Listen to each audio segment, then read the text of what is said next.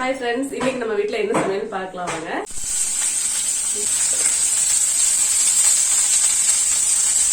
இன்னைக்கு நம்ம வீட்ல வந்து பாத்தீங்கன்னா அரசாணிக்காய் எடுத்து வச்சிருக்காங்க. அதுக்கப்புறம் அது வந்து அரசாணிக்காய் பொரியல். ரசத்துக்கு எல்லாம் ரெடி பண்ணி வச்சிருக்காங்க. அப்ப ரசமும் இருக்குது. அது இல்லாம வந்து வெங்காயம் அரிஞ்சு வச்சிருக்குது, வெண்டைக்காய் வெட்டி வச்சிருக்கு. இது என்ன பண்ண போறாங்கன்னு தெரியல. வரட்டும், சமையல் பண்றவங்க வரட்டும், சமையல் பண்றவங்க வந்த வரை நம்ம அதை என்னன்னு கேட்டுக்கலாம். வந்துட்டாங்க. வெண்டைக்காய் என்ன பண்ண போறீங்க? வெண்டைக்காய் பொரியல், அரசாணிக்காய் பொரியல், ரசம். ஓ, பாசி பயிர் போடுறீங்களா? பாசி பயிர் ரசம். Okay, very good very good. எனக்கு ரொம்ப பிடிக்கும் பாசி பயிர். உங்களுக்கு பிடிக்குமா? இது இருக்குது வேக வச்சு வச்சிருக்கேன். தாளிச்சு ரசம் தாளிக்கணும். பாசி பயிர் வேக வச்சு வச்சிருக்காங்க மண் சட்டியில. அரசாணிக்காய் பொரியல். அதுக்கு என்ன எண்ணெய் ஊற்றிருக்கீங்க? எண்ணெய் ஊற்றி கடுகு கடலைப்பருப்பு போட்டு வெங்காயம் கொஞ்சமா போட்டுருக்கீங்களா? வெங்காயம் போட்டு வதக்கிட்டு அரசாணிக்காய் போட்டாச்சு. கருவேப்பிலை. அரசாணிக்காய் அப்படிங்கிறது வந்து என்ன, எல்லாருமே வந்து வாரத்துல ஒரு 2 டைம் சாப்பிடணும். அரசாணிக்காயில அவ்வளவு சத்து, புது காய்கறிகள் சத்துக்கள் நிறைய இருக்குது.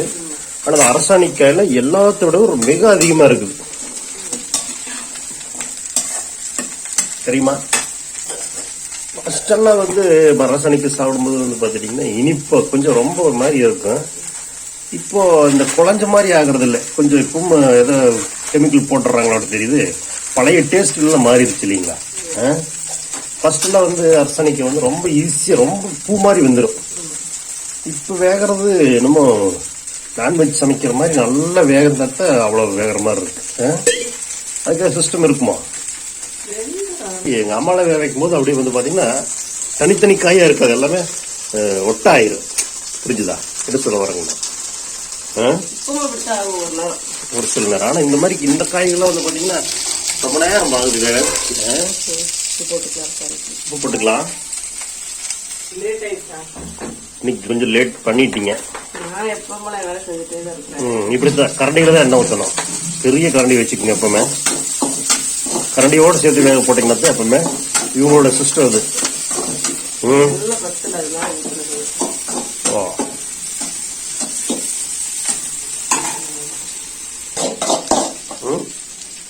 நல்லா வேக வச்சு தண்ணி எடுத்து ரசத்துக்கு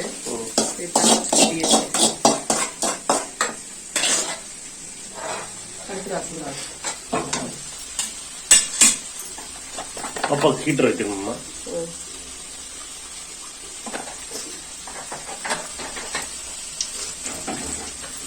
அத பாசிப்பருப்பு தண்ணியே எடுத்து வச்சு அதை என்ன பண்ணிருக்கீங்க? தண்ணியில தக்காளி, புளி தண்ணி, சீரகம், மிளகு, பூண்டெல்லாம் நுணுக்கி போட வேணுங்க.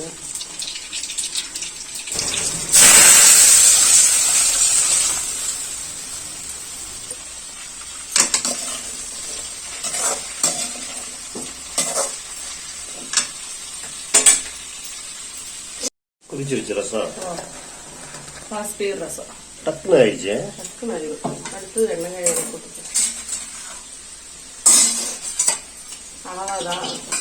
அவங்க இப்ப சாப்பிட்ற கலவா 2 வாய் மட்டும் வெண்டைக்காய் அவ்வளவுதான் சாப்பிட்றதுக்கு காலையில. சும்மா வெறுங்காய சட்டியில கொஞ்சம் உப்பு போட்டு வதக்கிட்டு அப்புறம் எண்ணெய் ஊற்றி வறுத்தெடுத்துக்கலாம். உப்பு மிளகாத்துக்கு போட்டு வளர்க்குறது.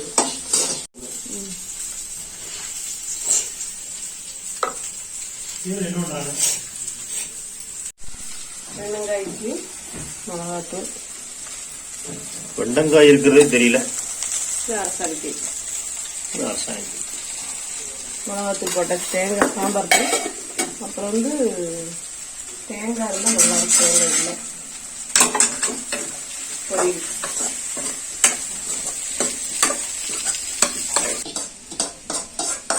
காலையில் சாப்பிட்டோம்.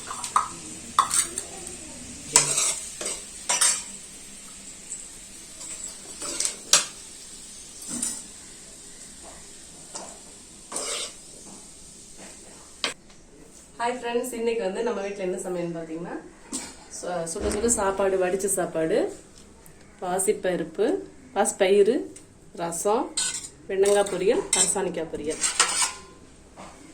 இவ்வளவுதான்.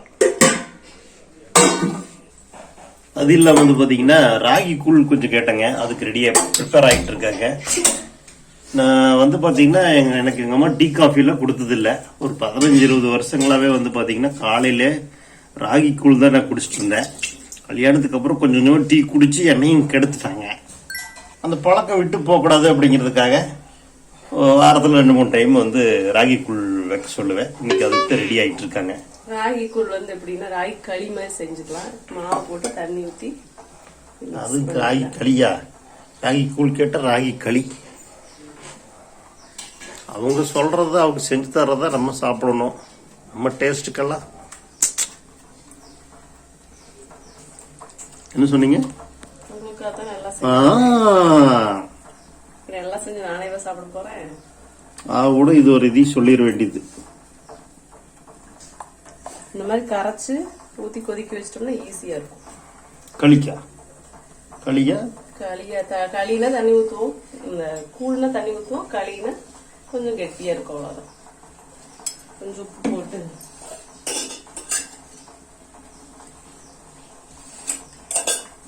கரைச்சி வச்சுட்டு அப்படியே இதை ஊத்திக்கலாம். இதுல ஊத்துனதே கிண்டி விட்டுட்டே இருக்கணும், இல்லைன்னா கட்டி கட்டியா ஆயிரும். கெட்டி ஆயிரும். கட்டி கட்டியா உருண்டையா உள்ளாயிரும். அது இல்லாம கெட்டியுமாயிருல. அந்த குண்டாவையும் கழுவி உள்ள ஊத்திக்கலாம்.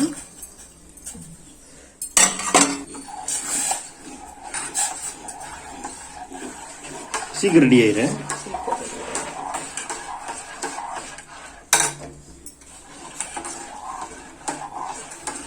இப்ப கெட்டி ஆயிடுச்சு. ஒரு இது இருக்கு போட்டு தெரியுது.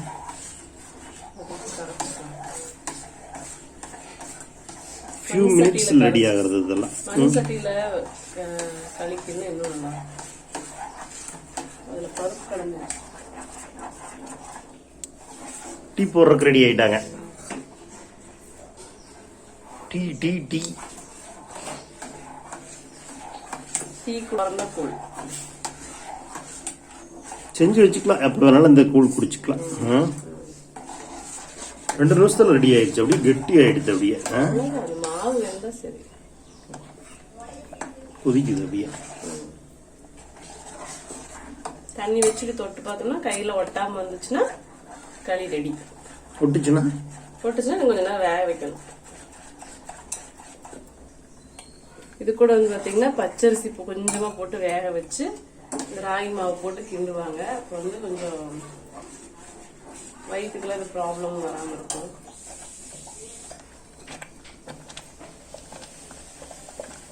அப்படியே இந்த களி எடுத்து லைட்டா மோர் ஊத்தி இல்லாட்டி தயிர் ஊத்தி உப்பு போட்டு அப்படியே கருவாடு வச்சு சாப்பிட்டோம்னா அதுவும் நல்லா இருக்கும். வெங்காயம் உப்பு மிளகாடி போட்டு வறுத்து வச்சு சாப்பிட்டா நல்லா இருக்கும். அது இல்லாமல் முருங்கைக்கீரை நல்ல மிளகாட்டி வச்சு முருங்கைக்கீரை இது உள்ள ஊற்றி சாப்பிட்டாலும் சூப்பரா இருக்கும். ஆனா இன்னைக்கு பாசி பயிர் ஊற்றி தான் சாப்பிட வேண்டியதா இருக்குது. எல்லா மிளகாட்டி வச்சு குழம்பும் நல்லா இருக்கும். சட்னி அந்த மாதிரி ஒண்ணுமே வெறும் தயிர் மட்டும் ஊத்தி உப்பு போட்டு நல்லா கலக்கி சாப்பிட்டோம்னா மதிய நேரத்துக்கு செமையா இருக்கும்.